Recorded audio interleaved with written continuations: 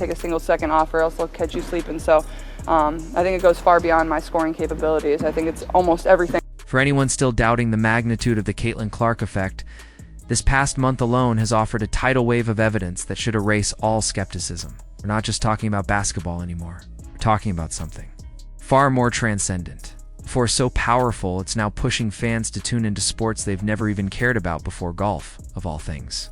Because when Caitlin Clark's name is attached to an event, people show up. They watch. Invest emotionally. They care.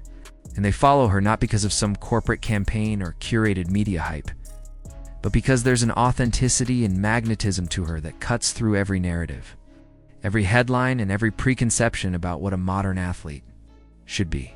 And now, the ripple effect has reached people like Ice Cube and Elon Musk, titans of entertainment and tech, who don't just casually observe from a distance, but throw actual money on the table to be part of the movement. I feel like there's so much more we can accomplish, and you can always just work for that. And Ice Cube offered Clark $5 million to play in his Big 3 league for 3 months, just 10 games. A mere summer commitment. $5 million to bring her generational talent, marketability, and presence to a league desperate for attention. It was audacious, almost unprecedented. But that wasn't the headline, because shortly after Elon Musk entered the chat publicly, the world's most influential tech billionaire, and owner of X, formerly Twitter, couldn't stay on the sidelines anymore. He came forward with an eye-popping $10 million endorsement deal for Clark, not because he had to, but because, in his own words, she's one of the biggest sports stars in history. And he believes she deserves support at a time when others in the sports world seem determined to box her in. Musk had been watching her since day one, quietly observing, taking note of the records.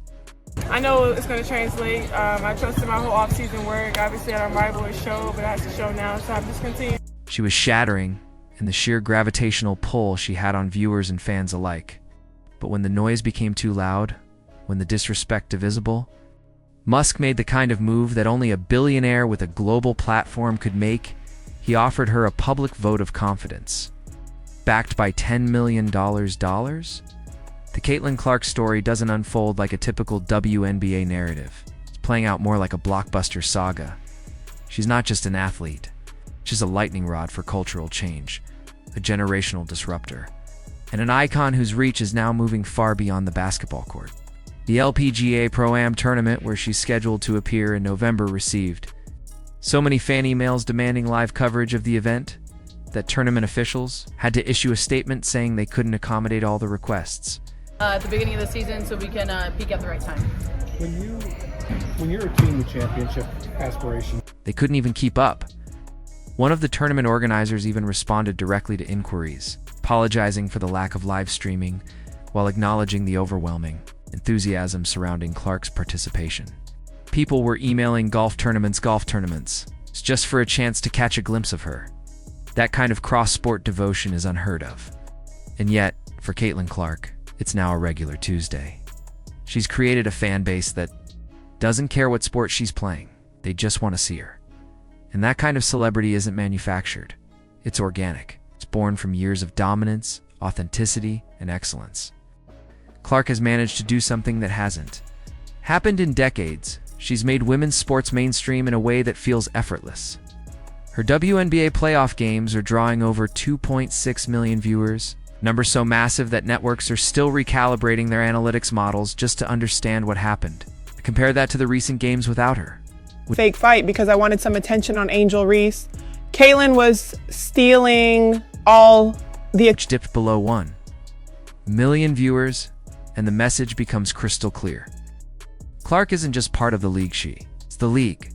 But what makes this story more compelling is the resistance she faces at every level. Despite the attention she brings, despite the revenue she generates, Caitlin Clark continues to be limited in ways that would be unthinkable for male athletes with a fraction of her impact. The WNBA, instead of capitalizing on her momentum, has shackled her with contracts and limitations. The Nike deal she signed? $28 million? Sounds massive until you realize it's spread over 8 years. It's $3.5 million per year. Compare that to her drawing power, her merch sales, her broadcast ratings. And suddenly that number doesn't seem as generous as it first appeared. You know, Larkin and all those guys. So for us to be here and me go through the trenches kind of so to speak with, you know. Especially when you consider the rumors swirling that Nike only signed her to prevent Adidas or another brand from scooping her up. They didn't roll out a major campaign. They didn't give her a real signature shoe. It just locked her down. And now, Clark is stuck prohibited from exploring other financial opportunities that would set her up for generational wealth. While her peers across the league are globetrotting for extra checks, other WNBA stars like Kelsey Mitchell, Nalissa Smith, and Temi Fagbonell are heading to China and Turkey to supplement their income. Clark, she can't. She's barred from playing in the Big Three. She declined a $15 million offer from a Turkish, not because she didn't want to play, but because the WNBA wouldn't allow it. Even a EuroLeague deal was blocked. Just continuing to help evolve. I think when you walk around now, I want everybody to have women's basketball players. She's allowed to play golf, yes, but only because she does it for free. That's the only reason Nike and the WNBA have no issue with it. There's no financial gain, so there's no contractual conflict. But if she were to make even $1 off those appearances, you can bet there'd be another clause triggered and another opportunity denied. Meanwhile, as other players freely explore international contracts and endorsement deals, Gabby Williams is playing in Turkey without a hitch. Countless others are pursuing financial freedom, while Clark remains fenced in, unable to accept the offers being thrown at her from every corner of the globe. Ask yourself, does Caitlin Clark look like someone who doesn't care about money? Someone who turns down millions just for fun? Of course not. She said it herself. Players in the WNBA don't even make enough to afford family tickets. She wants to earn. She wants to build. But she can't, because the league that profits from her success is the same one boxing her. And the hypocrisy gets louder when you look at what's happening with the Unrivaled League. Created by Breena Stewart and Nafisa Collier, Unrivaled is meant to give players an alternative in the offseason. Names like Angel Reese, Kelsey Plum, Natasha Cloud, and even Brittany Griner have signed on. But not a single Indiana Fever player is participating. Not one.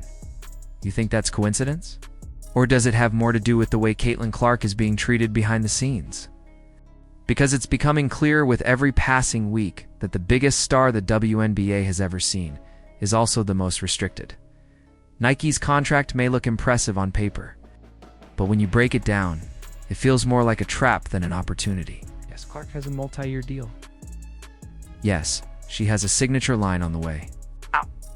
But where's the marketing push? Where's the full-blown campaign that a talent like hers deserves? Meanwhile, Nike is pushing A'ja Wilson to the forefront, arguably trying to crown her as the league's true face. But fans aren't buying it. The ratings don't lie. The merch sales don't lie. The global interest doesn't lie. This isn't about race or favoritism. It's about economics. And Clark brings the numbers, period. But there are those who continue to tear her down.